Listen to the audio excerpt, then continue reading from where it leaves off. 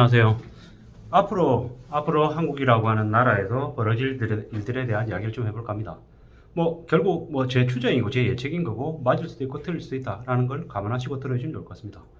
IMF 1997년 터졌죠. 1997년부터 2001년까지 꽤나 힘들고 어려운 기간이 있었습니다. 그 시기 때 벌어졌던 일들 중에 하나를 사례로 말씀을 드릴까 합니다. 무슨 얘기냐? IMF 전에는 신촌현대백화점에서 스키 장비를 팔았던 그 스포츠 용품 업체 사장님의 이야기입니다.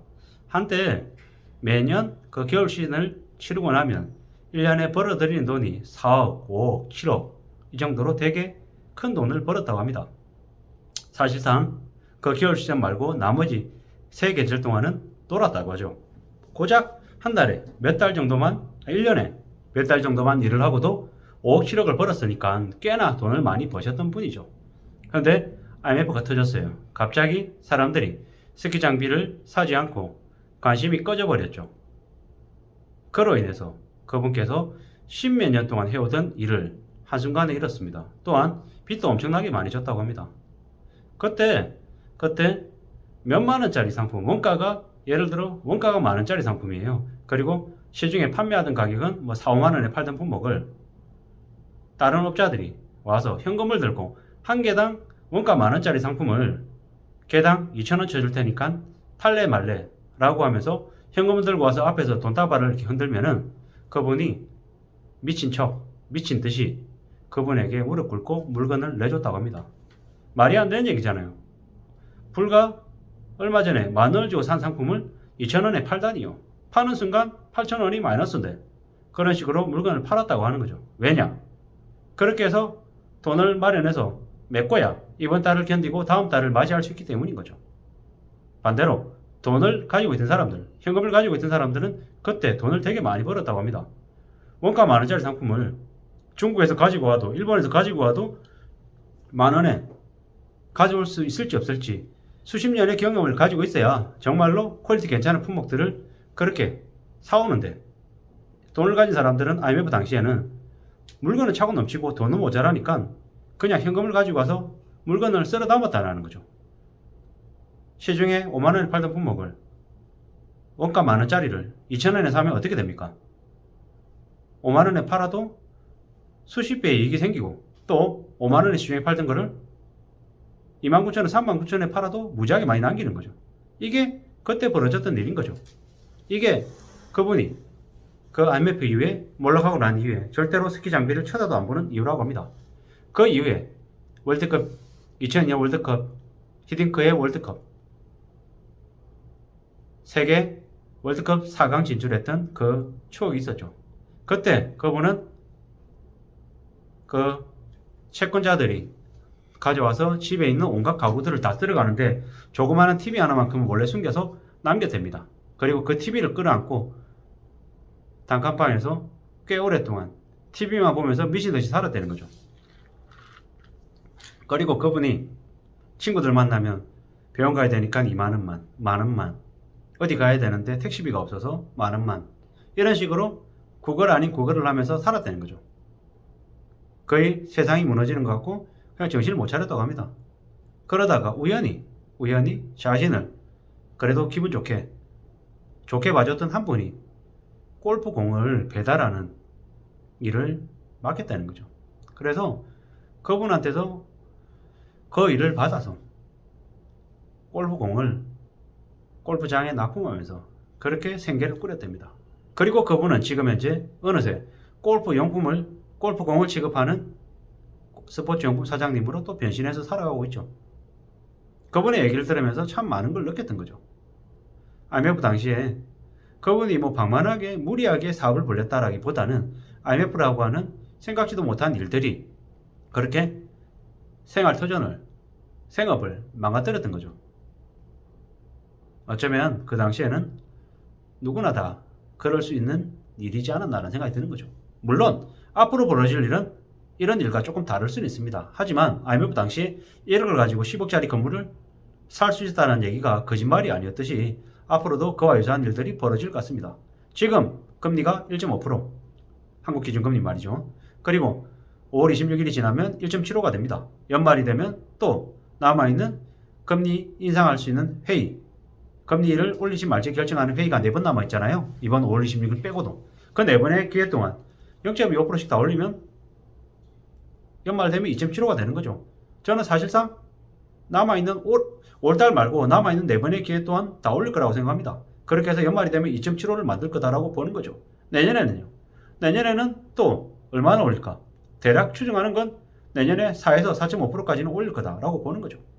지금이 1.5%, 내년에 4.5% 되면 어떻게 됩니까? 3배가 된다라는 거죠.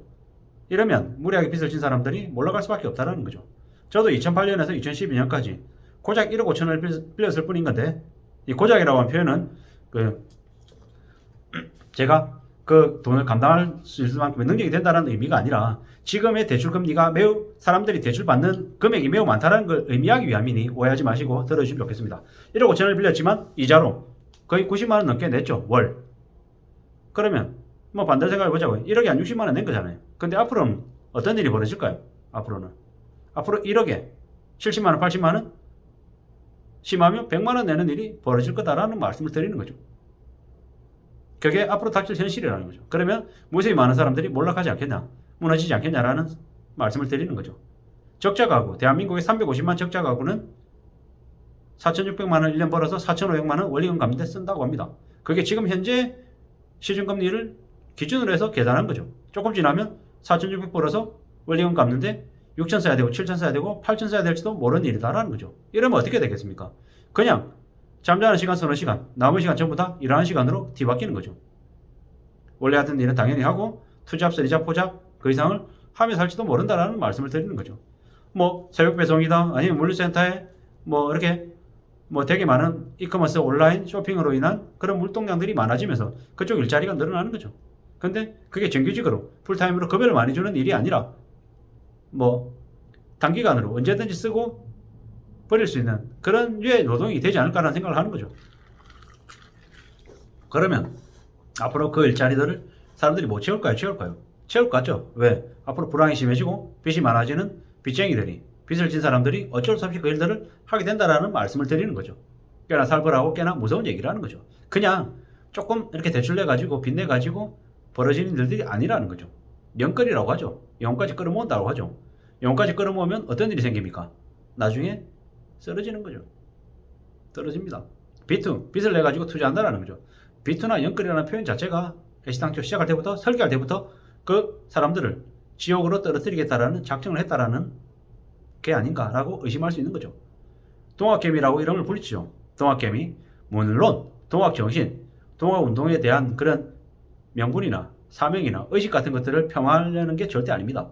그 정신은 우리 안에도 분명히 살아 숨쉬고 그러한 것들이 밑바탕이 돼서 더 많은 그런 발전이 있었다는 거 잘 알죠. 다만 동학농민운동, 그 동학전쟁 당시에 일본군과 신식 무기를 장착한 일본군과 싸웠잖아요. 맞서서.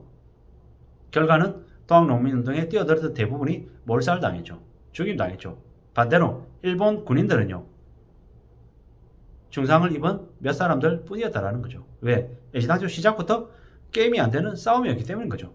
마찬가지로 개미들이 동학개미라고 하는 이름 아래 무분별하게 투자하는데 결국에는 외국인과 기관 투자자의 재물이 된다라는 말씀을 드리고 싶은 거죠.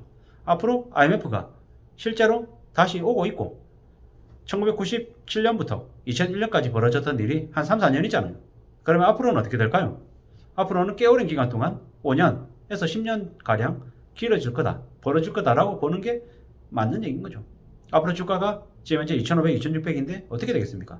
좀 지나면 2020년의 4월 코로나 팬데믹 시절 1,400이던 시절로 되돌아가겠죠. 그 다음에는요. 그게 최저점일까요? 아니죠. 1,100, 1,000, 어쩌면 1,000이 무너질지도 모른다라는 얘기들도 스물스물 나오고 있는 게 현실이다라는 거죠. 이게 지금 현재 벌어질 일들인데 그저 욕심부리고 탐욕을 가지고 쉽게 뭔가 벌어질 거다라고 마음먹고 뛰어든다라는 건 사실상 도박행위고 자살행위다라는 거죠. 모험을 걸라고 얘기하는 이들은 쓰레기이고 악인이고 악마들이다라고 생각하시는 게 맞겠다라는 말씀을 드립니다. 그죠? 남들은 다 구질구질하게 살고 나만 좀 우아하게 멋있게 그들은 풀이면서 잘 살고 싶다. 아니 그런 마음 누구나 다 가지죠. 근데 현실이 그렇지 못하다라는 거죠. 내가 좀 더 남들보다 잘 살라 그러면 내가 남들보다 좀 더 움직여야 될 수밖에 없다라는 말씀을 드리는 거죠. 세상에 공짜 없고 만만한 게 없다라는 말씀을 드리면서 마실 겁니다. 감사합니다.